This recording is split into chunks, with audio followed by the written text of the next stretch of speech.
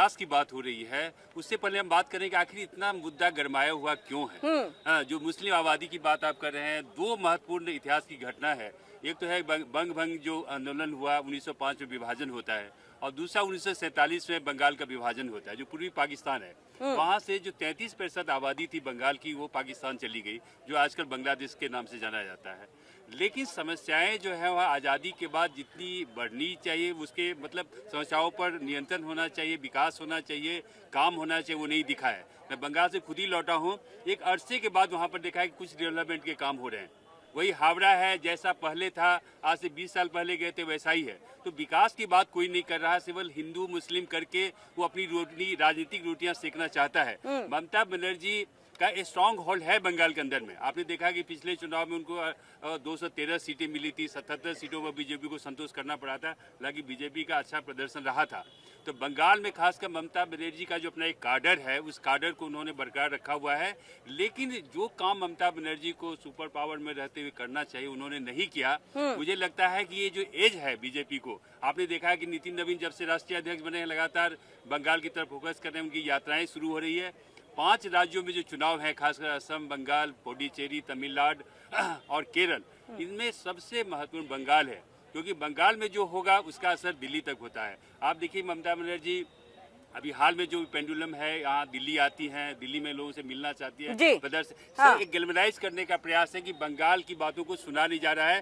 बंगाल पर मोदी जी हमलावर है, बंगाल पर ये है, लेकिन ममता बनर्जी खुद अपने गृहमान में ध्यान नहीं। तो आपने ये कहा कि बेहतर प्रदर्शन रहा, लेकिन जो अभी तक विकास का कार्य नहीं हुआ उससे बीजेपी को फायदा होगा, तो इसका फायदा हुमायूं कबीर को भी तो हो सकता है। हुमायूं कबीर को नहीं हो सकता है, क्योंकि जब चुनाव आते हैं, इस सज्जन ने अभी सही कहा कि जब चुनाव आते हैं तो ऐसे कुछ लोग जो होते हैं जिनको हाशिए पे होते हैं, वो चाहते हैं कि इसमें मेरा कुछ हिस्सा मिले, कुछ बार्गेन कर सकें। तो बार्गेन वाली पोजीशन में हुमायूं कबीर बिल्कुल नहीं है। बार्गेन कह रहे हैं या किंग मेकर भी हो सकते हैं? देखिए, हुमायूं कबीर की हमने 2 दिन पहले ही बात करी थी। हुमायूं कबीर एक बहुत ही मतलब एक तो वो दल बदलू नेता है, दल बदलू टीएमसी से ही गए हुए हैं। नहीं, टीएमसी पहले कांग्रेस से टीएमसी में आए, फिर टीएमसी से बीजेपी में चले गए, फिर दोबारा टीएमसी तो जब तक टीएमसी में थे तब तक अच्छा था सब कुछ, नहीं तब दल बदलू नहीं थे। अब वो चले गए, अपनी पार्टी बना ली, तो दल बदलू हो गए। सिर्फ एक छोटी सी मस्जिद का बनाने की घोषणा करने से, सिर्फ एक मस्जिद बनाने की घोषणा करने से ये साबित नहीं होता, या ये खुला नहीं होता कि वो कुछ सरकार सत्ता में आएंगे। ये सिर्फ एक छोटा सा पोलराइजिंग करने की कोशिश कर रहे हैं कि छोटी सी में एक सीट आ जाए, कुछ बात हो जाए, जैसे कि वामपंथी तुरंत उनकी तरफ लपक गए कि हमारे साथ करिए, हमारे साथ आइए, जबकि वो उनका प्रभाव सिर्फ और सिर्फ एक मुर्शिदाबाद जिले तक है। मुर्शिदाबाद से आगे वो पहुंच ही नहीं पाएंगे। वो टक्कर देने की बात करें ममता बनर्जी को टक्कर देने में बीजेपी को बहुत दिक्कत आने वाली है, क्योंकि उन्होंने इतना उनका जो राजनीति का जो सिस्टम है वो बिल्कुल सिस्टम से है। मतलब वो सिर्फ हिंदुत्व की बात नहीं करती, वो बात करती रियलिटी सबका साथ सबका विकास की। लेकिन कृष्णकांत जी तो कह रहे हैं कोई विकास हुआ नहीं। अभी हाल फिलहाल के दिनों में कुछ विकास देखने जो है वो मिल रहा है। ये देखिए, ये अभी हाल फिलहाल में होकर के आए हैं, तो ये हाल फिलहाल की बात करेंगे। पहली बात, अगर कोई सरकार 15 साल से काम नहीं कर रही है तो लगातार सत्ता में क्यों है? अगर कोई सरकार, ठीक है, पहला माना कि पहली बार आप सत्ता में आ गए, आपकी हवा थी, आपने हिंदुत्व किया, आपने मुस्लिमबाजी करी, समझ गया। अगली बार जब सत्ता में आते हो या उससे अगली बार सत्ता में आते हो, जब लगातार 3 साल सत्ता में आप हो, सिंपल सी बात है, कुछ तो काम हो रहा है। तो आप ये कैसे सकते हैं कि कुछ काम हो ही नहीं रहा? अच्छा, ठीक है कृष्णकांत जी, हाँ मैं आ रही हूँ आलोक जी आपके पास। देखिए, हमारे सज्जन ने जो अभी कहा है, देखिए विकास का मतलब पैमाना एक होता है। विकास का मतलब है कि रोड बढ़िया हो, ट्रांसपोर्टेशन बढ़िया हो, ट्रेन यातायात अच्छी हो, फ्लाइट की सर्विसेज अच्छी हो, वही दमदम एयरपोर्ट है, वही हावड़ा ब्रिज है। तो कोई खास अंतर मुझे वहाँ नहीं दिख रहा है। रोड वही है, मैं खुद ईडन गार्डन्स में स्पोर्ट्स कवर करता था, मैं गया वहाँ पर, कोई बदलाव नहीं दिखा। पहली बार देखिए उस पर कुछ काम हो रहा है। तो सत्ता में बने रहना कोई विकास का द्योतक नहीं है, विकास के बारे में बात नहीं करता है। आप एक लंबे समय, भारत में भी आप देखिए एक सरकार लगातार, तो ये जनता के वोट पे आप सवाल खड़े कर रहे हैं ना? नहीं, देखिए उसमें काडर की बात आ रही है। तृणमूल कांग्रेस है, वहाँ पर जो बंगाली मानुस की बात हो रही है, बंगाल की बंगालियत, ये बात, अस्मिता की बात हो रही है, बंगाली लैंग्वेज की बात हो रही है, उसको लेकर अभी वर्तमान में आप देखें कई ऐसे नेता हुए वहाँ पर, जैसे प्रियंजन दास मुंशी जी थे, प्रणब मुद्दा थे, जो कि कांग्रेस के इतने स्टालवार्ड थे, और ममता बनर्जी को देखिए कि वो एक आवाज बन के है वहाँ पर, कि जब भी कोई बात होती है कि नहीं बंगाल पे खतरा है, बंगाली मानुस पे खतरा है, लिटरेचर पे खतरा, ऐसा कुछ भी नहीं हुआ। ऐसा कुछ नहीं है। यानी ये बेनिफिट जो है वो बंगाल के लोगों का एक भाषा और बंगालियत की वजह से। सूर्य प्रकाश जी कह रहे थे कि अगर किसी को मुश्किल आएगी और मुश्किलों का सामना करना पड़ेगा तो वो बीजेपी को करना पड़ेगा। आप लोगों के लिए बंगाल में बहुत बड़ी चुनौती है। देखिए किरण जी, हम अपने देवतुल्य कार्यकर्ताओं के बदौलत भारत के किसी राज्य में किसी भी पार्टी को टक्कर देने में सक्षम हो चुके हैं। और रही बंगाल की बात, तो इस बार बंगाल में भारतीय जनता पार्टी हर हालत में सरकार बनाकर रहेगी। बिहार की महिलाओं ने यह संदेश दे दिया है कि अब भारत विकास चाहता है। जात पात से ऊपर उठकर, धर्म से ऊपर उठकर उन्होंने जबरदस्त वोट किया नीतीश कुमार के पक्ष में और सिर्फ विकास के नाम पर वोट किया। और यही हाल इन्होंने बंगला मानुस किया।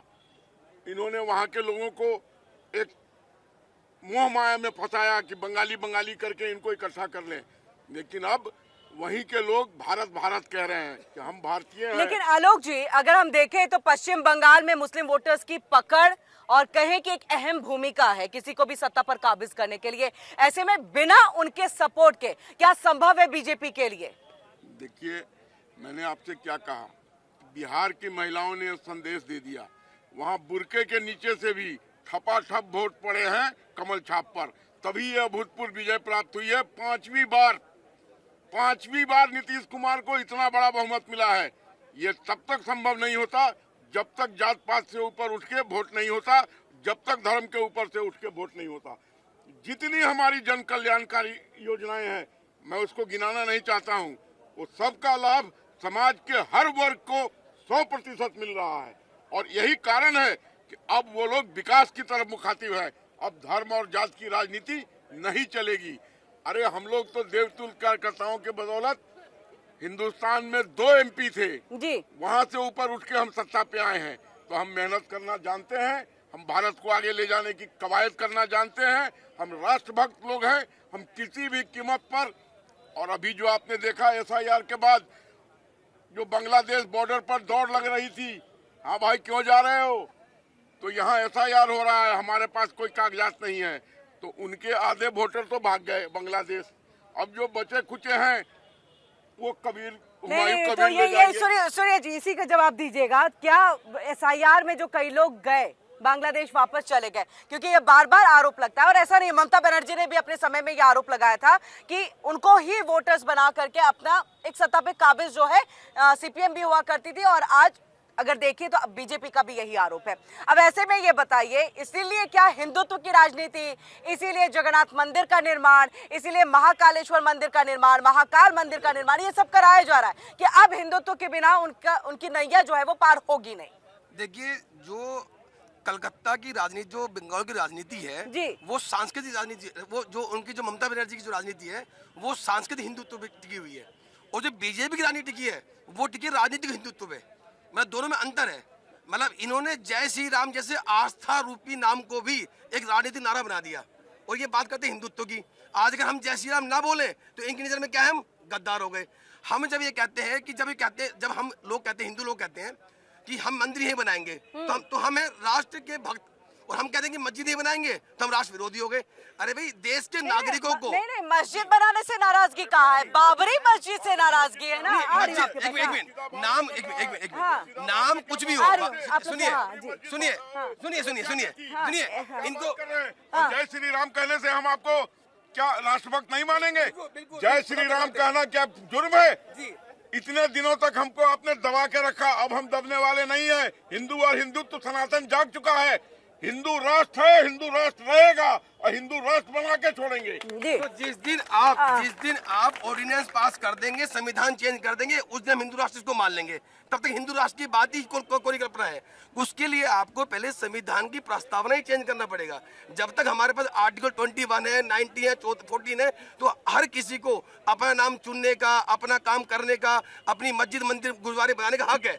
अगर आपको नाम से आपत्ति है, आप जाइए सुप्रीम कोर्ट, आप जाइए कि बाबरी नाम से आपत्ति है। अगर बाबरी नाम अगर संविधान में मैं ये नहीं कर, सवाल वो नहीं है। देखिए, उसके लिए तो कोर्ट गया ही गया, हाई कोर्ट में ये पूरा मसला गया। आ रही हूँ आपके पास आलोक जी, हाई कोर्ट में ये पूरा मसला गया हुआ है, लेकिन सवाल ये है कि बाबरी सोचना ही क्यों था? आप भारत में रहिए, प्रेम से रहिए, रह रहे हैं।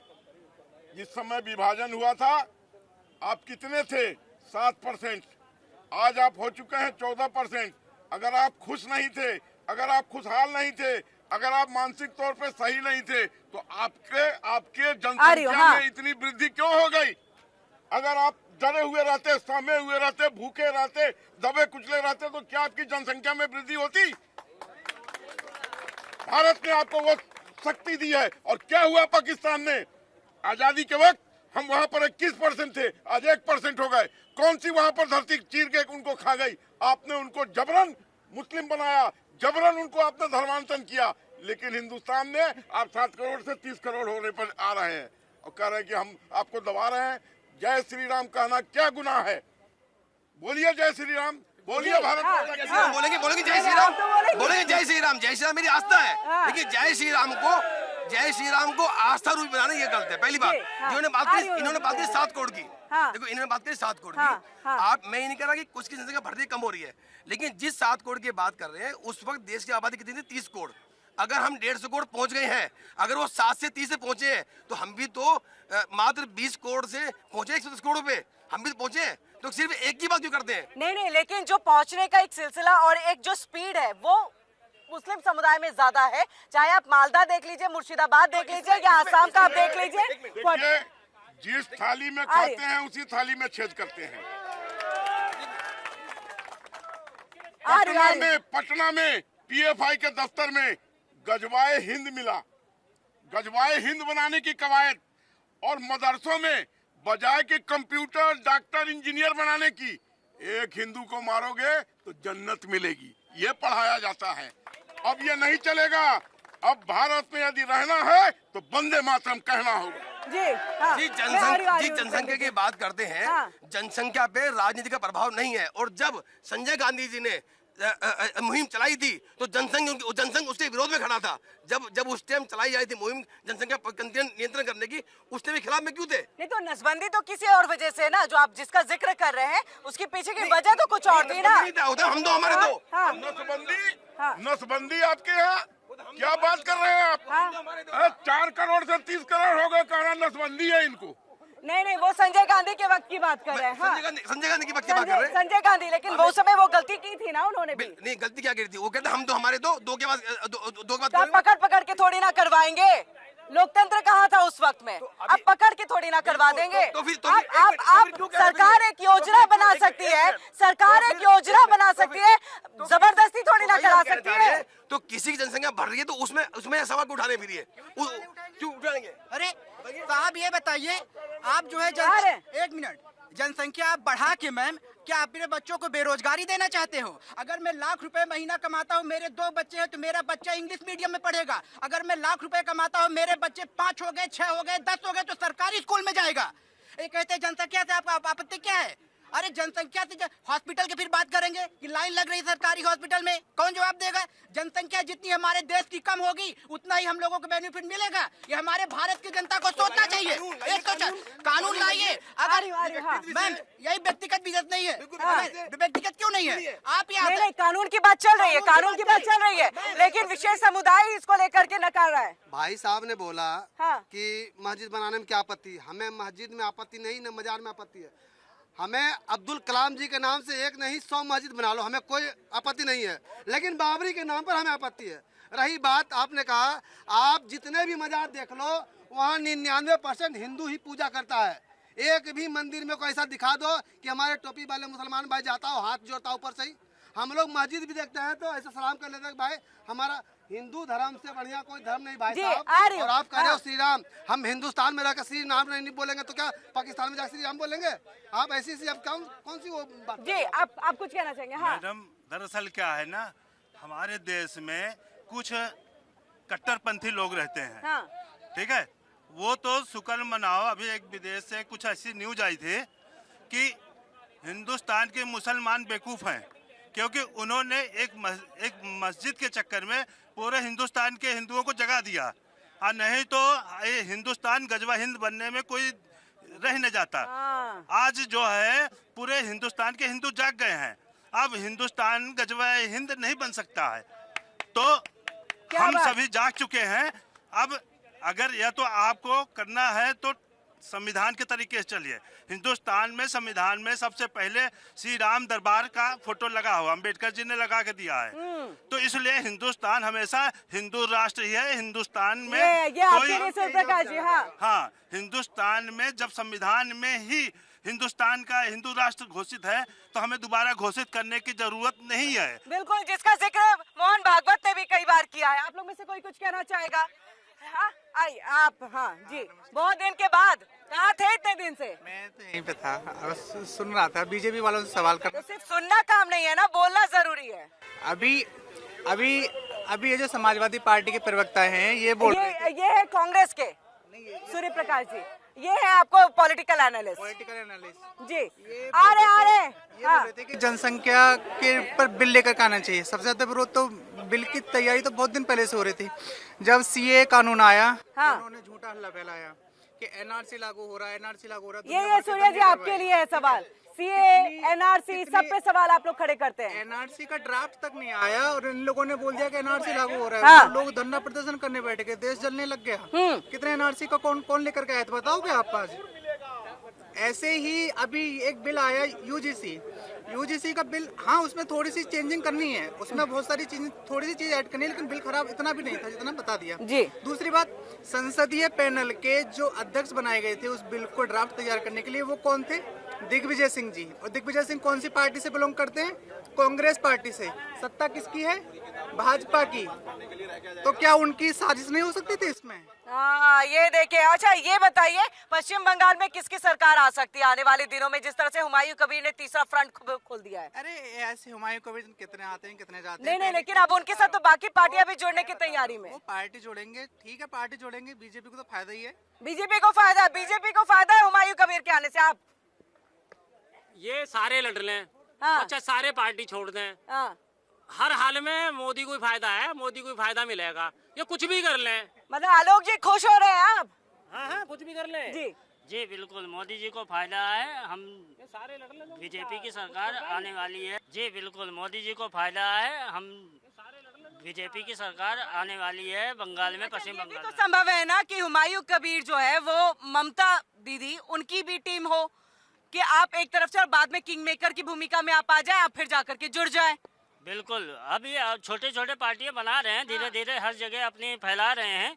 इसमें बीजेपी को काफी फायदा है। जैसे हमने बिहार में काफी बहुमत से अपनी सरकार बनाई है, आने वाले समय में पश्चिम बंगाल में बनाएंगे। ये पता चल गया, दिल की बात आ गई। देखिए, हमारा सनातन काफी ये पूरा फैला हुआ था, अफगानिस्तान, बांग्लादेश, फिर भी बट गए हैं। जैसे कई भाई आपस में बट जाते हैं, कोई बात नहीं है, जनसंख्या बढ़ रहा है तो बटेंगे ही, लेकिन ये पश्चिम बंगाल तो हमारे झंडा गाड़ेंगे उधर।